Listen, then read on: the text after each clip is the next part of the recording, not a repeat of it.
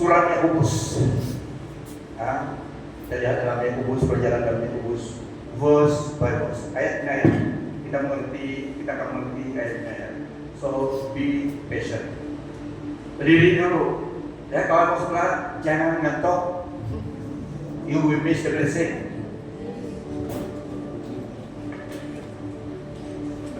Yakobus pasal 1. Surat Yakobus adalah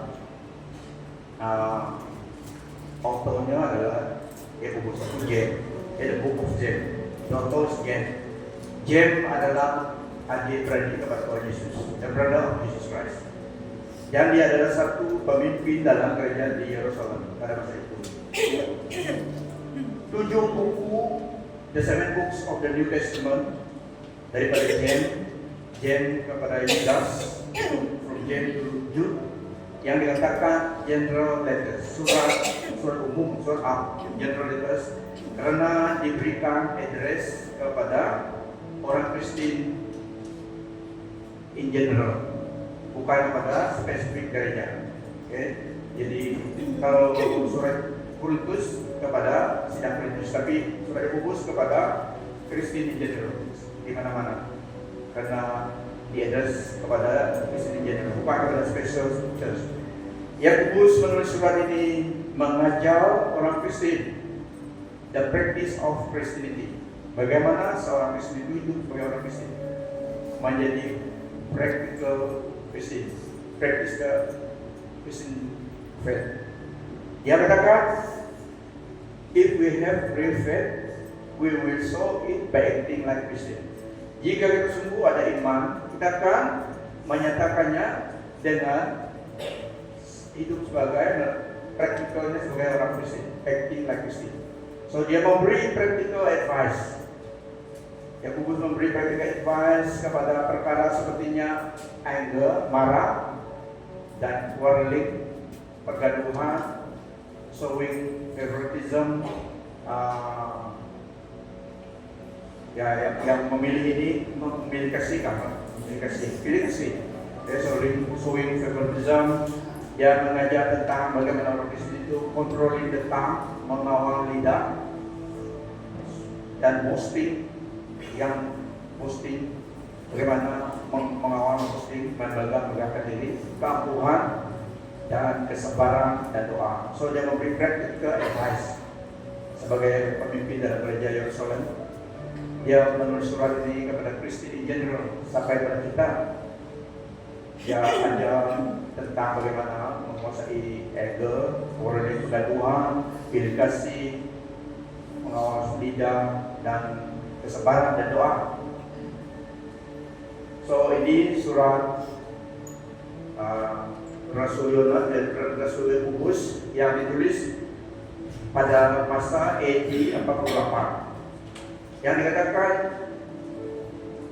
buku Yakobus may be the earliest in the New Testament letters. Oke, saya akan bawa kita dalam KJV.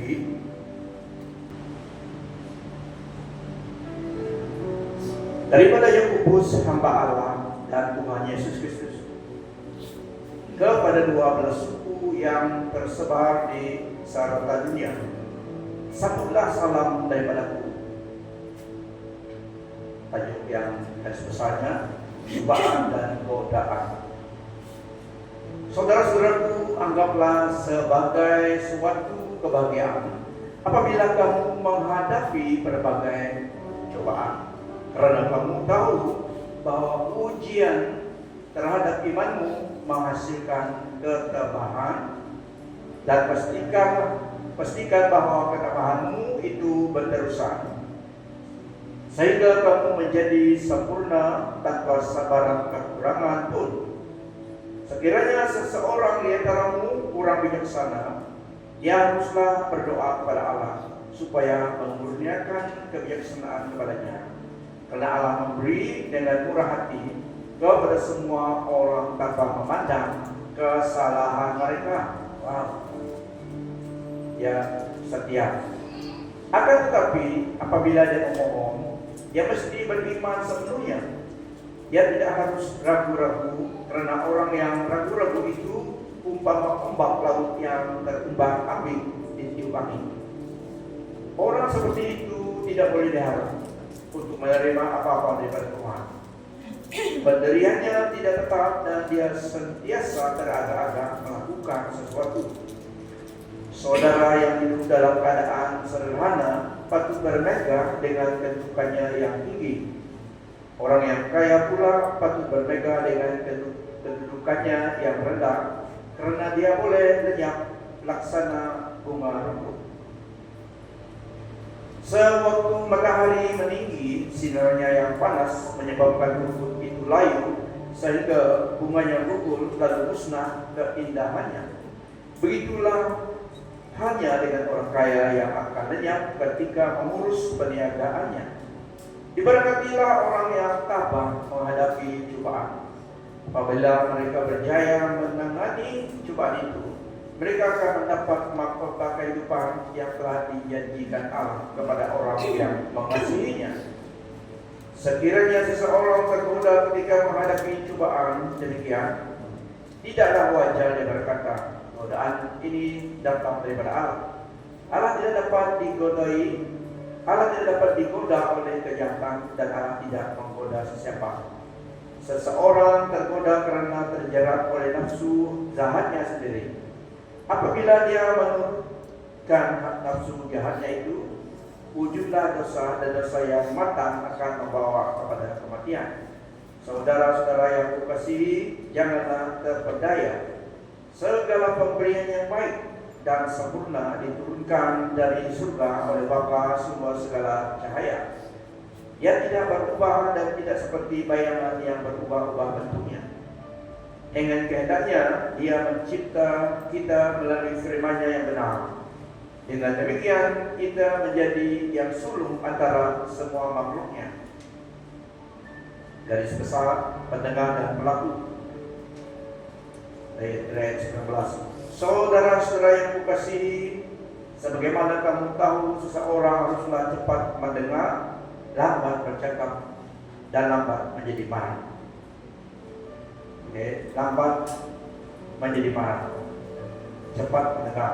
Lihat kawanmu sebelah, kamu cepat mendengar ataupun cepat marah.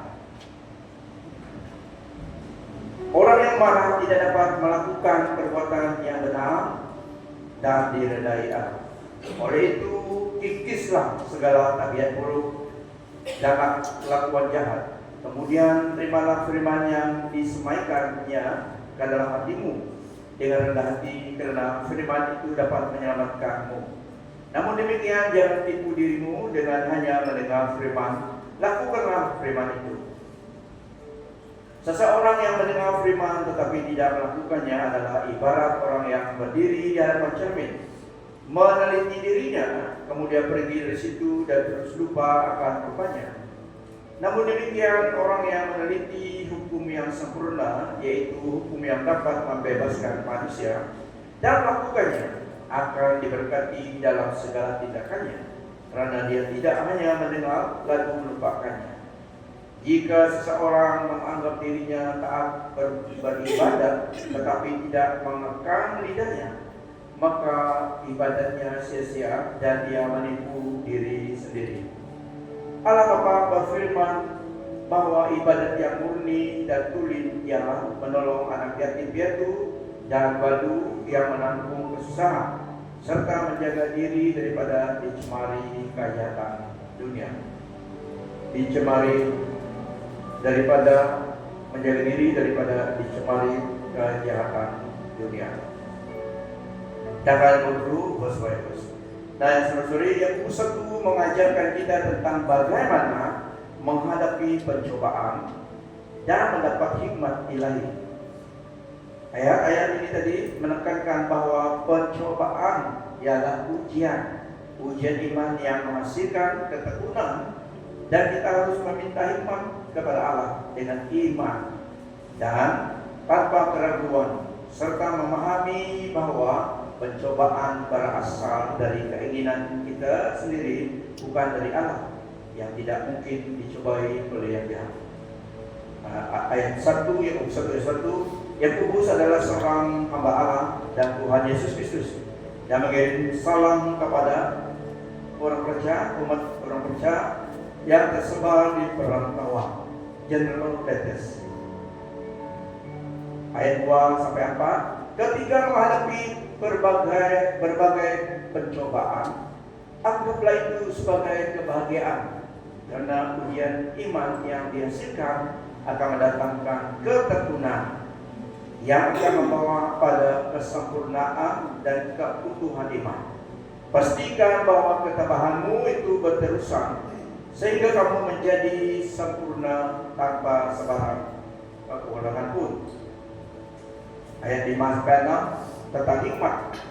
Jika kita kekurangan hikmat, kita harus memintanya kepada Allah yang memberikan dengan murah hati dan tanpa membangkit-bangkit.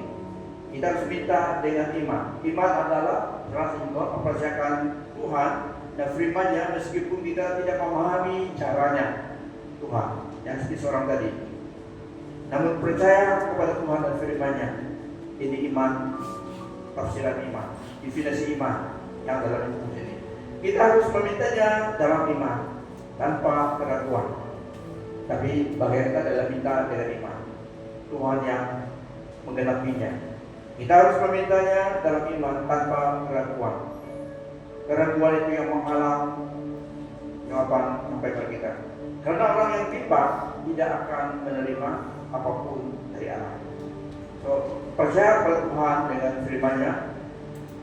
Iman adalah melangkah dalam terang kebenaran, bukan melangkah dalam kegelapan, tapi melangkah dalam terang kebenaran. Karena kita memiliki evidence. So we stand on the word of God. Based on the word of God, kita minta daripada Allah. So ada buktinya, ada concrete evidence dasar kita memohon itu firman-Nya sendiri.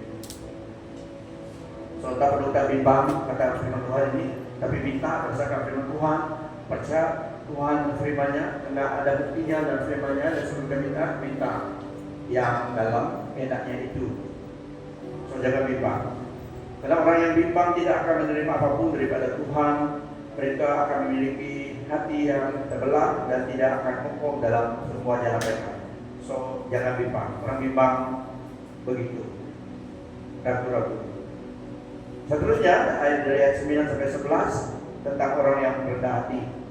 Orang yang rendah hati dapat bermegang dalam kedudukannya karena ia ditinggikan oleh Allah.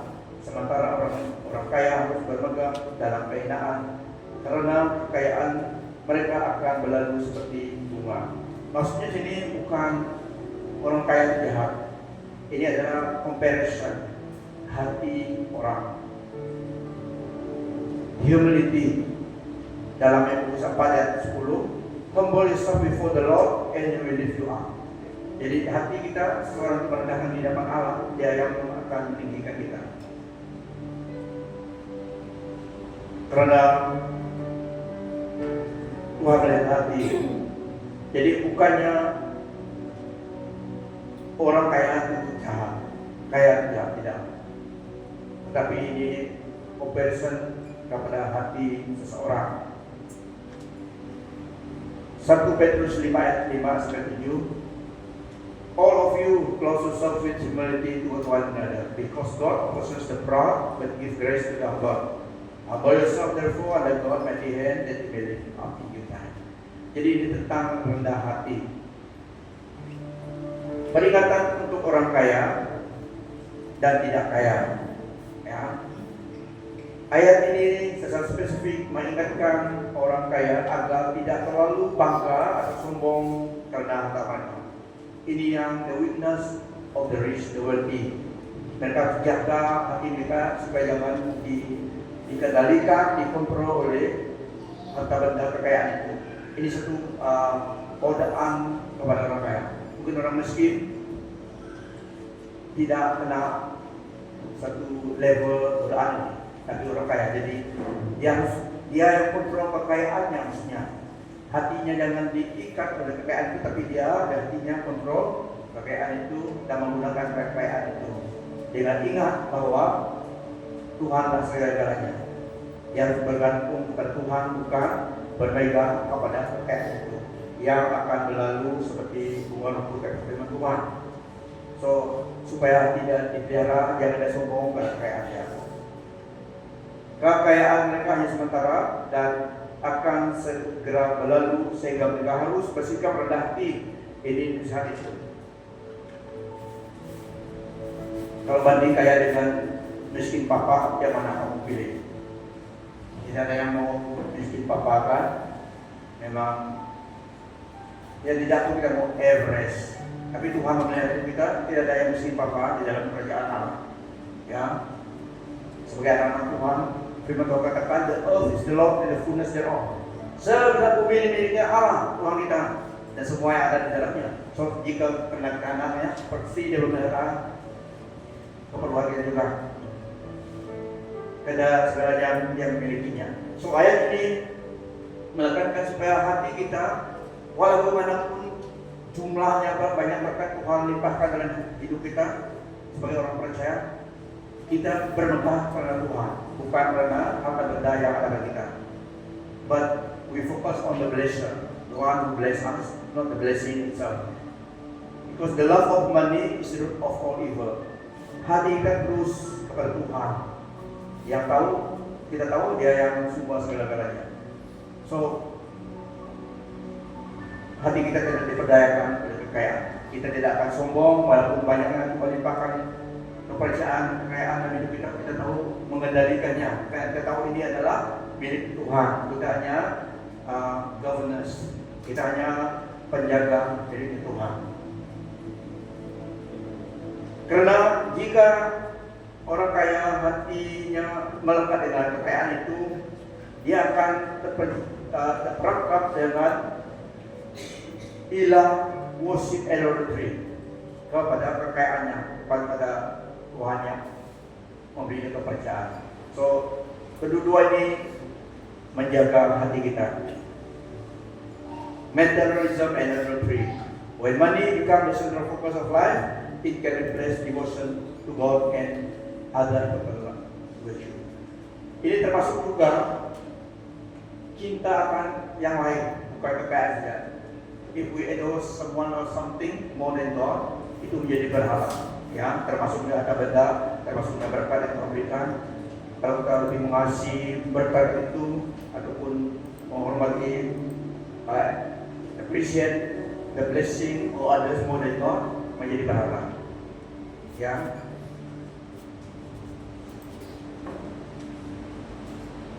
Excessive and unhealthy desire for wealth menjadi idols.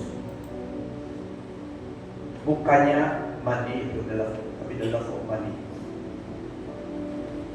Tapi kenyataannya kita lihat dalam manusia di dunia ini. Karena harta benda, karena keuangan, orang mau menipu orang lain. Tapi kita harus tahu firman Tuhan, bagaimanapun jumlah banyaknya berkat Tuhan berikan kepada kita untuk di dalam dunia ini sementara waktu. Kalau 100 tahun itu compare pada eternity, sedikit ya masanya 100 tahun di dunia ini. So whatever, bagaimanapun masa kita dan jumlah berkat Tuhan beri, kita gunakannya dengan yang kata Tuhan. Kita yang kontrol kegunaan manage semua ini. Jangan harta benda dalam perkara ini yang kontrol hati kita sehingga hati kita tahu kepada Dia, tapi hati kita senantiasa kepada Tuhan. Ya, so ini yang satu cobaan dari kepada orang yang kaya.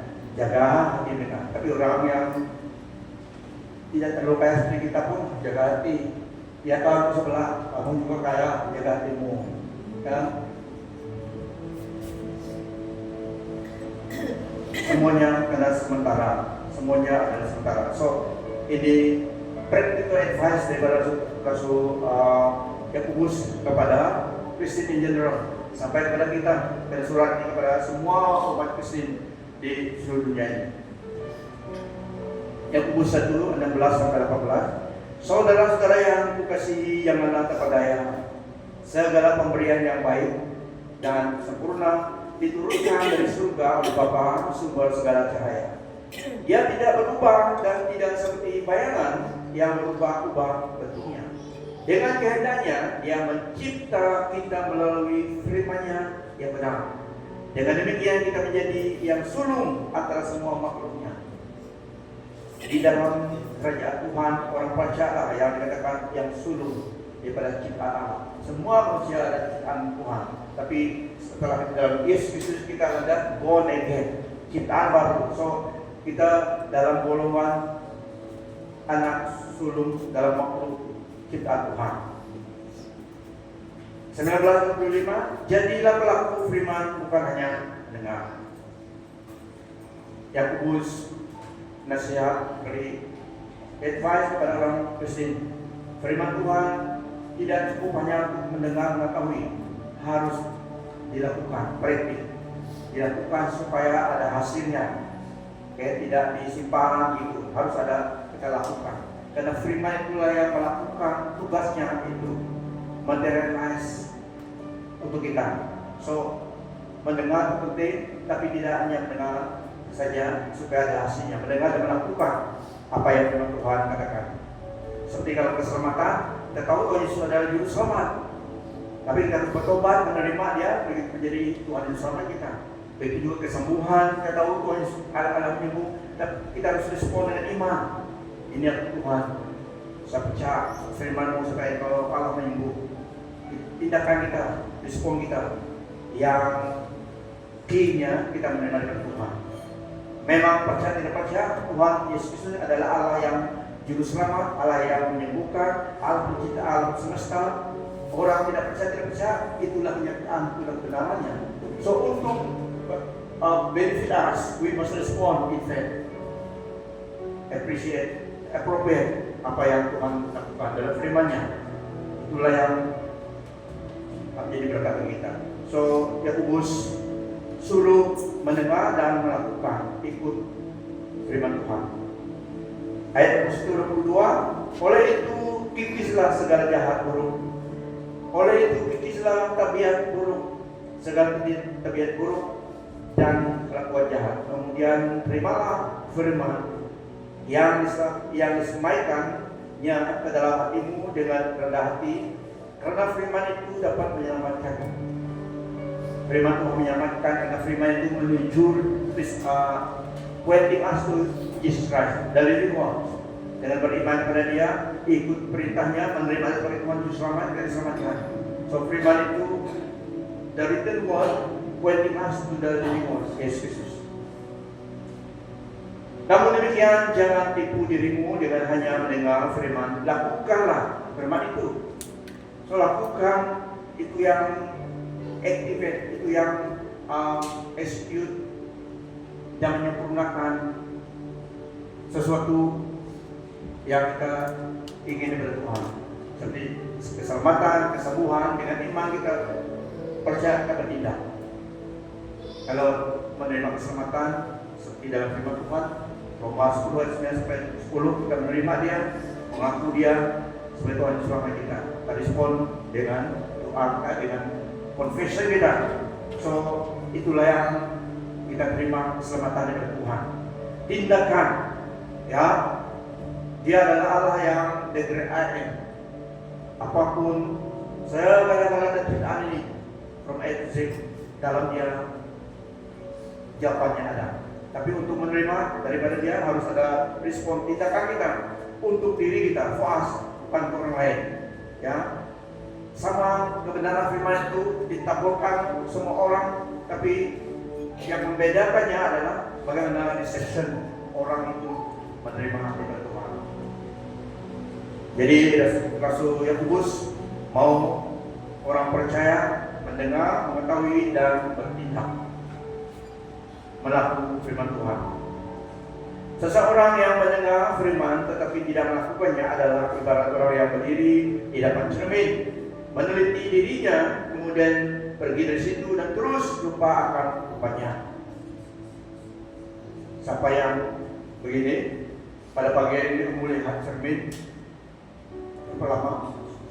Lihat ataupun suami ataupun anak lihat sebelah, ibu-ibu lihat ibu atau istrimu senyum saja.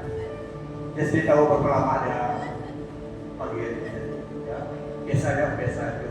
kita mau siapkan diri kita akan beribadah. Ini satu analogi, ya. Kalau kita mengetahui setelah melihat cermin itu, dan ingat apa kita. Satu pengertiannya adalah setelah kita terima Yesus itu diselamatkan. So, tidak ada keraguan lagi. Tidak ada bagaimana doa tidak dicari, doa selamat tidak. Sudah tahu kita ada firman Tuhan memberitahu kita diselamatkan, kita diselamatkan. Ya, bagaimana bentuk atau tidak. Firman Tuhan dan buktinya mengenai Yesus itu harus selamat dan diselamatkan. Namun demikian orang yang meneliti hukum yang sempurna, yaitu hukum yang dapat membebaskan manusia dan melakukannya, akan diberkati dalam segala tindakannya, karena dia tidak hanya mendengar lalu melupakannya. Ya, ingat firman Tuhan, ingat kebenaran firman Tuhan. Jangan membiarkan sekitar kita atau keadaan menuduh kita. Apakah kamu orang Kristen? Apakah kamu benar selamat? Kenapa kamu marah-marah? Memang kita ada masa marah. Tapi bukan kemarahan kita yang ataupun tidak kita marah pun yang menyelamatkan kita. Yang menyelamatkan adalah Tuhan Yesus Kristus, ya. Korbannya untuk kita itu seal, tidak ragu-ragu. Seorang Kristen, firman Tuhan ini adalah dasar kita percaya, dasar kita diselamatkan, dasar kita disembuhkan, dasar kita dipelihara Tuhan. Firman Tuhan tidak akan berubah selama-lamanya. So our boasting is in the word of God. Karena ada keadaan sekitar kita coba meragukan kita. Ada keadaan our shortfall juga meragui akan hidup iman kita. Tetapi balik pada firman Tuhan. Tuhan firman-Nya tetap selama-lamanya. Bagaimanapun seseorang, sejauh manapun seorang itu dia rasakan jauh dari Tuhan, dia kembali pada Tuhan, diterima oleh Tuhan dalam hidup ini. Kenapa? Pengorbanan Yesus sempurna. Karena kasih Bapa kepada kita bukan karena kita, tapi karena Yesus Kristus. Karena Dia jaminan hidup kekal, karena Dia jaminan kasih Bapa kepada kita. Karena Yesus Kristus. For God so loved the world that He gave His one and only begotten Son. Whoever believe in Him shall not perish but have eternal life. So firman Tuhan itulah yang penting menjadi the final authority dalam hidup kita. Hujah-hujah yang lain itu jangan kita main. Jika kita jauh dari Tuhan, kembali kepada Tuhan. So kalau kita kembali kepada Tuhan, firman Tuhan datang, kita diterima. 1 Yohanes 1:9. Dan kita dipelihara oleh Tuhan, dijaga oleh Tuhan. Dia mau kita menjadi pelaku firman Tuhan, menjadi berkat kepada orang lain, menjadi saksi Kristus. Practical Christianity. So kitab Yakobus adalah surat menegaskan perbuatan. Book of James lebih kepada faith and action. Kalau kita memiliki iman, harus ada tindakan. Itu yang membuktikannya. Tidak ngomong-ngomong saja, tapi tindakan. Proof by action, kata firman Tuhan. Karena perbuatan adalah bukti iman. Iman dan perbuatan berjalan bersama, faith and action. So mendengar sedang melakukan firman itu. Firman Tuhan dan Yakobus katakan tadi, cobaan adalah ujian iman. So rupanya ada ujian iman kita dalam hidup ini. Cobaan adalah ujian iman dengan ada tujuan, adalah untuk mendewasakan iman kita. So ada cobaan. Setiap orang Kristen pasti akan menghadapi ataupun telah menghadapi cobaan, ujian iman. Pencobaan itu berasal dari diri kita, bukan dari Allah. Allah Tuhan kita setia. Dia tidak akan mengizinkan pencobaan melebihi kekuatan iman kita from that season. 1 Korintus 10 ayat 13. Nah saudara-saudari, the Bible explanation. Dalam buku ini, dalam buku ini ada explanation dan juga ada connection. So, the Bible explanation. Dalam 1 Korintus 10 ayat 13. Firman Tuhan katakan kepada kita, Allah setia dan Dia tidak akan membiarkan pencobaan from time to time untuk melalui kekuatan kita for that season. 1 Korintus 10 ayat 13 katakan, no temptation has overtaken you except such as is common to man. But God is faithful, who will not allow you to be tempted beyond what you are able, but with the temptation will also make the way of escape, that you may be able to bear it. Setiap cobaan yang kamu alami memang biasa dihadapi orang, so common to man under the sun. Tetapi Allah setia menepati janjinya. Dia tidak akan membiarkan kamu dicobai melebihi kekuatanmu. Dan sewaktu kamu dicobai, Allah akan memberimu jalan keluar supaya kamu mendapat kekuatan menangnya. Tuhan tahu kita memerlukan ini. So ayat firman Tuhan ini memberi kita assurance. Tuhan tidak membiarkan cobaan coming our way beyond our capacity to bear. But God will always provide a means of escape from such temptation. So cari jalan keluar waktu dalam cobaan. Cari jalan keluar yang Tuhan buka. Application yang kedua, kalau kita berdoa, Lord strengthen my faith. Ada yang selalu pesan, Pastor, doakan saya juga iman saya kuat. Nah, jawabannya jika kita doa, Lord strengthen my faith, Tuhan jawab, He will let you face pencobaan. Dia akan mengizinkan pencobaan datang padamu supaya uji imanmu. Karena itu kamu mau imanmu kuat, diberi ujian. Amen. Supaya imanmu kuat. Itu waktu pas the test. Menolong kamu supaya imanmu kuat. Tuhan kuatkan iman saya. Oke, kata Tuhan. Dan izinkan pencobaan datang padamu. Ayo, apa ini? Tidak harus ingat itu. Bersyukur kepada firman Tuhan tadi. Lord, help me to be patient. Dan Tuhan akan memberi sesuatu yang membuat kamu impatient coming away. Tuhan pun bersabar. Menolong kamu supaya mengendalikan kesabaranmu. Jangan marah-marah lagi. Tuhan, tolong saya supaya tidak marah-marah, cepat marah. Oke, Tuhan. Suruh orang yang pertama, berdoa pertama. Buat makin marah, ayo. Tadi saya berdoa supaya Tuhan tolong saya tidak supaya saya sabar. Tapi Tuhan kirimkan keadaan pun orang yang buat saya marah. Sebenarnya itu ujian supaya polis hidup iman kita. Lord, help me to walk in love. Tuhan, tolong saya berjalan dalam kasih. Tuhan jawab. Dia izinkan. He gave you some unkind situation or person cross your path. Bagaimana dapat kamu masih mengasihi atau tidak? Karena kamu berdoa sudah kemudian berjalan dalam kasih. Izinkan sesuatu yang mengencangkan kasih dalam hatimu. Kalau kamu kembali dalam kasih, supaya kamu upgrade daripada kasih level 1 dulu itu. Ini cara Tuhan. Ujian ada ujian yang satu ujian 1 plus 1 1 dan beri jawaban. 2 plus 2 4. Tidak. Ujian memang tidak ada jawabannya yang kita tahu. Ya, ujian itu supaya menolong kita lulus kepada level yang lain.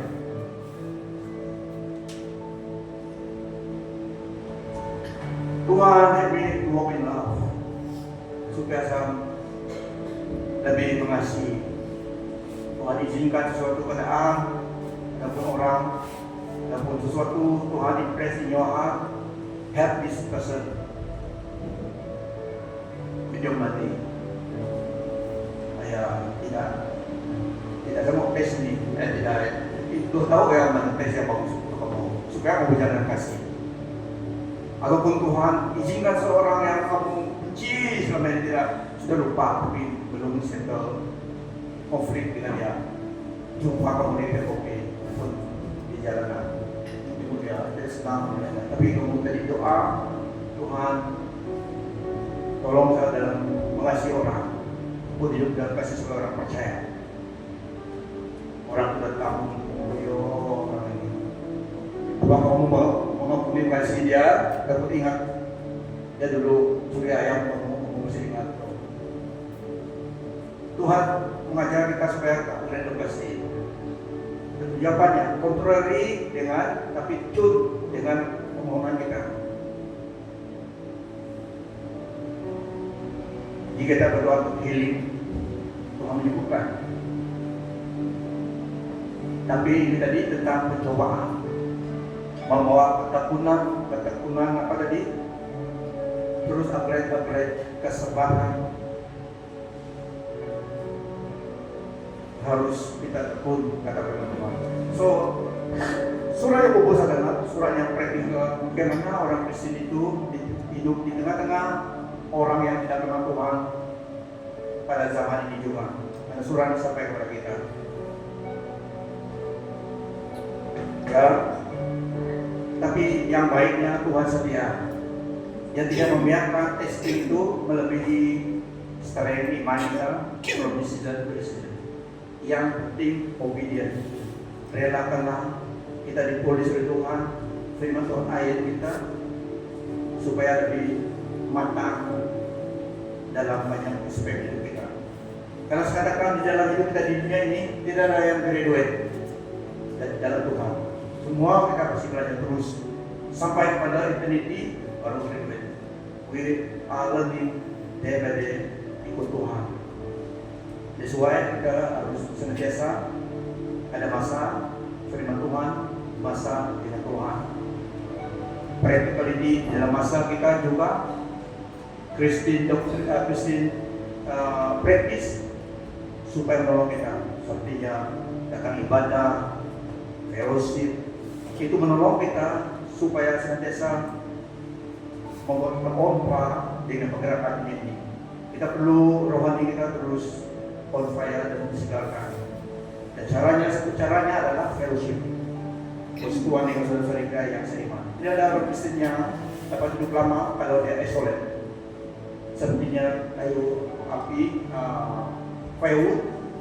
Bagaimanapun nyalanya jika api dipisah daripada kawannya yang lain itu lama-lama akan membuka pun tidak rasanya. Tidak. So perlu masuk lagi ya. So hidup orang Kristen adalah hidup community persekutuan. Sesuai dengan diri kita, kebaikan kita. Jangan escape, jangan out, jangan apa lagi. As far as kita dapat ikutlah. Ibadah minggu, tidak kerja, tetap ibadah untuk kebaikan kita. Tuhan buat masa ibadah untuk menolong kita, orang percaya. Ya, seperti saya dulu kita ikut, kita memerlukan itu. Doa, sepakat, ikut. Yang penting kegiatan-kegiatan rohani ini menolong kita. Perlu ada supaya sentiasa kita dijaga iman kita, kesatuan itu. That's why we belong to a certain group. Ya, kita perlu ada grup kita. Ya, di gereja lagi kita ada grup kita. Because we need one another. Ya, kita perlu seorang semua perlu one another. SDA dan SDA. Memiliki peranan kita sebagai hamba Tuhan, mengajak firman Tuhan, mendorong, berdoa. Kita juga demikian. Kita adalah dalam family of God, local church. Sesuai kita menggalakkan. Dan dalam keluarga kita juga reaching out kepada kawan yang lain. Lebih lagi kepada mereka yang kita tahu tidak diselamatkan. Ya, bawa mereka datang kepada Tuhan. It is the safest way, the easy way to help them. Ajak mereka ke bagian. Ya, bagian minggu ataupun sebelum. Biarlah mereka sendiri datang. Ada puji Tuhan karena kita adalah keluarga rohani lagi, ya. Kita saling memerlukan satu sama yang lain. Peranan kita berbeda tapi semua diperlukan. Ya, kadang-kadang pesta memang ada tegas sedikit, tapi tegas dalam kasih. Kalau jemaat kita miss the mark, memang kita yang susah. So before they miss the mark, kita harus give them instruction, give them advice gitu. Karena semua kita harus dewasa dalam iman dan harus menjadi saksi Kristus on a personal basis. Ya, seperti dalam misi gereja kita, setelah mengenal jiwa, memperkenalkan Kristus kepada orang itu yang pada dunia, jemaat Tuhan harus teguh dalam iman. Establish, kita mau establish, meneguhkan. Caranya adalah ibadah, cell group, dan Christian activity, termasuk family day juga. Teguh dalam persekutuan kita, fellowship kita, teguh dalam Tuhan, dan melatih equip, semua kita equip. So itulah platform kita di equip juga dan segrup dan juga ibadah-ibadah. Kita semua harus dilengkapi sebagai orang percaya in our service supaya kita sama-sama melayani Tuhan dengan hidup kita. Di mana pun kita berada, setelah kita diteguhkan dalam iman kita, di mana kita berada, kita tetap teguh dan kita tidak mudah diperdaya oleh lingkungan kita atau orang yang tidak mengenal Tuhan. Bahkan kita dapat membuat impact dalam hidup mereka, membawa mereka kepada kebenaran keselamatan. Kita yang jalan tangan kita, message kehidupan itu, dan kita telah diselamatkan. So inilah yang kita bawa semua jemaat Tuhan, diteguh dalam iman, bukan sekadar selamat saja, tapi diteguh mengenal iman mereka dan dilengkapi dengan kebenaran firman Tuhan untuk melayani Tuhan kepada kawan kita, kepada keluarga kita. Yang menyelamatkan adalah Tuhan, tapi bagian kita adalah kita harus mendorong mereka, mendoakan, mendorong mereka. Ya, itu yang Tuhan tuntut kepada kita, yaitu mendorong, mendoakan keluarga kita, kawan saudara mara kita.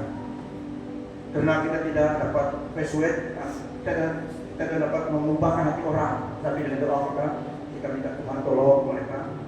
Unless and until mereka lah yang tetap kepada Tuhan, baru mereka terima Tuhan. Tetapi peranan kita tidak menghakimi, tetapi mendoakan mereka, membuatkan doa kita. Ya.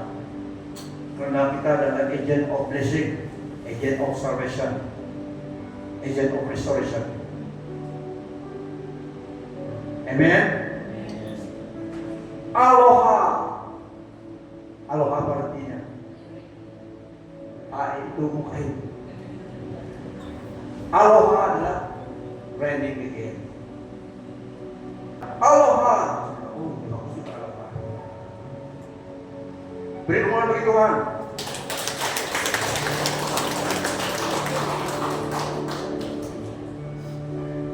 Surat Yakobus adalah surat yang praktikal iman kita, yang menolong kita dalam iman kita. Karena sekatakan tidak ada yang graduate dalam hidup ini Tuhan. Semua pesan saya belajar from one another, from God, dengan pengalaman hidup kita. Yang menuntut adalah kesetiaan, ketabahan untuk Tuhan. Ayo kita berdiri.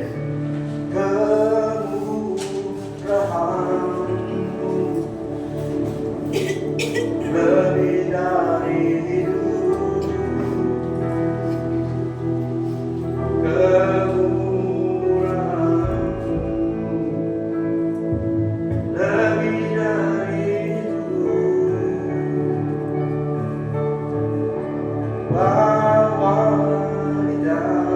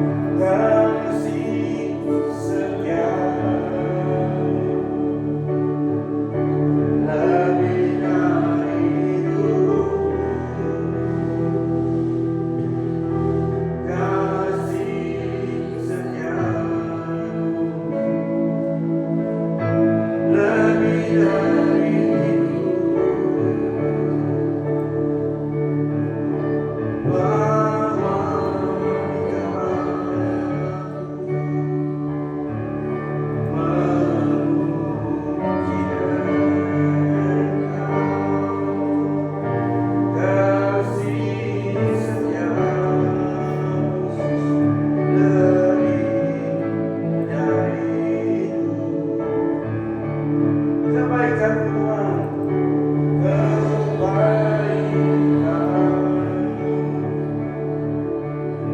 lebih dari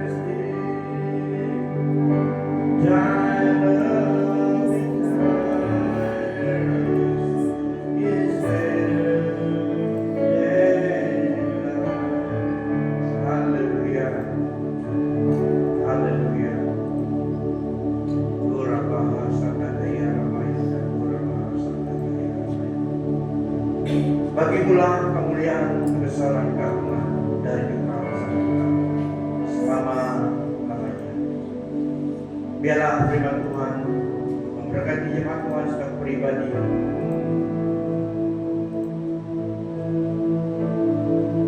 tinggal di dalam hati kami. Retain your spirit of God. Holy Spirit, retain your word in our heart and spirit. Let us be parts of our life. Empower us to live this life as Christian in this world. To be Christ witnesses. Di mana kami berada Tuhan, oleh anugerah-Mu, oleh kuasa Roh Kudus-Mu. Biar setiap jemaat Tuhan saat ini hidup dengan hidup kami menjadi saksi Kristus. Dikuatkan dan teguh dan anugerah-Mu dan kuasa Roh Kudus-Mu. Karena Engkau Allah Bapa yang setia. Berkati jemaat Tuhan yang bekerja di komuni pemerintahan. Berkati dengan pekerjaan sustain pekerjaan keluarga kami Bapa. Berkati yang berbisnis sendiri. Berkati dengan anugerah-Mu. Berkati Ibu Bapa, sanak saudara-saudara kami yang dalam kelemahan tubuh di bawah kutuk berkati dalam nama Yesus. Doa kami untuk mereka yang ada di sini dan juga di rumah. Biarlah damai sejahtera Kristus memerintah dalam hati mereka. Di dalam nama Yesus, kesembuhan kesehatan yang mereka perlukan setiap hari diberikan kepada mereka oleh Bapa kami, Bapa yang baik, dalam nama Tuhan Yesus Kristus. Anak-anak juga di rumah jika ada yang sehat, infants, Lord, we pray for blessing the healing of God. Activate dalam tubuh mereka. Bring wholeness di dalam nama Yesus. We render our rebuke, kami usikan segala sesuatu yang bukan dari Tuhan daripada tubuh mereka. Di dalam nama Tuhan Yesus, kuasa kesembuhan-Mu memandaikan kami, menyembuhkan, memulihkan, menyelamatkan. Bentengi setiap kami Tuhan dengan kuasa darah Yesus Kristus. Bergerakkan kami sepanjang hari ini. Yang di tempat mereka bertugas bekerja, yang di OXO, yang di online, yang melanjut sekolah pada studies, yang akan melanjut sekolah pada studies mereka Tuhan. Kami doakan penyertaan-Mu, pemeliharaan-Mu Bapa kepada setiap mereka. Di mana mereka berada, let them know the conscious and present of your divine presence protection. Ini doa kami sekuat in advance and pada masa ini juga kepada keluarga kami yang jauh dekat daripada kami. Engkau Bapa yang baik, Allah yang setia, the omnipotent God, omnipresent God, omniscient God, Allah yang maha hadir, maha kuasa, maha tahu, Bapa yang kekal. Terima kasih Tuhan, biarlah Raja damai Yesus Kristus hadir dalam hati setiap kami dan dalam keluarga kami, memelihara kami Tuhan. Kami juga berdoa bersyukur atas anniversary yang tidak lama Tuhan pada 4 Oktober. Tuhan terus memberkati setiap persiapan jemaat Tuhan, baik dalam presentation dan memasuki apapun yang perlu, Tuhan menolong memberkati. Kami juga berdoa bagi para gereja-gereja yang telah dijemput dan juga kawan-kawan saudara-saudari yang akan bersama. Berkati mereka Tuhan juga dan berkati jemaat Tuhan kami. Selain daripada kami diberkati, kami juga menjadi berkat bagi semua yang akan menghadiri anniversary gerejamu. Biar kami sama-sama menyaksikan bersaksi kepada mereka tentang kuasa kebaikan Tuhan, anugerah Tuhan memelihara kepada gerejamu sampai pas anniversary yang akan diselebrasi 10 Oktober nanti Bapak. Bagi mula kemuliaan sama namanya dari kekal sampai mengenai Bapak yang baik memelihara kami dimanapun kami berada dan pada apapun hidup kami. Beri kami kerinduan senantiasa untuk datang bersatu beribadah bersama pada masa yang akan datang, pada masa kami ada masa tidak bekerja pada hari Minggu. Haleluya. Ini doa permohonan bersyukur kami semua kami. Sebentar mereka berada di depan Tuhan, Tuhan sertai setiap pergerakan kami pada hari ini dan juga pada masa yang datang. Kami bersyukur padamu, para keluarga ibu pelangi yang masih jauh dari Tuhan, yang belum mengerti kebenaran dan pentingnya keselamatan. Kami berdoa Tuhan, sebagai jemaat Tuhan kami semua bagi setiap keluarga pelangi yang masih belum menyadari, mereka masih belum mengerti kasih-Mu, kebenaran Tuhan. Mengasihi mereka, doa kami Roh Kudus bekerja dan menunjukkan secara pribadi, bring them back to you Lord, menyadarkan mereka Tuhan, beri conviction, kesadaran bahwa secara pribadi mereka ingin kata dengan Tuhan dan mereka mengetahui baik mengasihi mereka SDA, supaya hati mereka Tuhan dilembutkan dan hati mereka terbuka untuk menerima Engkau sebagai Tuhan Juru Selamat untuk kebaikan mereka, karena hanya satu Juru Selamat Yesus Kristus. Ini doa supaya kami dan kami bersyukur karena Engkau baik kepada kami dan Engkau mau kami menjadi channel of blessing kepada orang lain setelah diselamatkan. Bagimulah kemuliaan selama-lamanya dari Tuhan sampai kekal. Di dalam nama Tuhan Yesus Kristus kami berdoa serta bersyukur. Amen. Amen. Beri kemuliaan bagi Dia.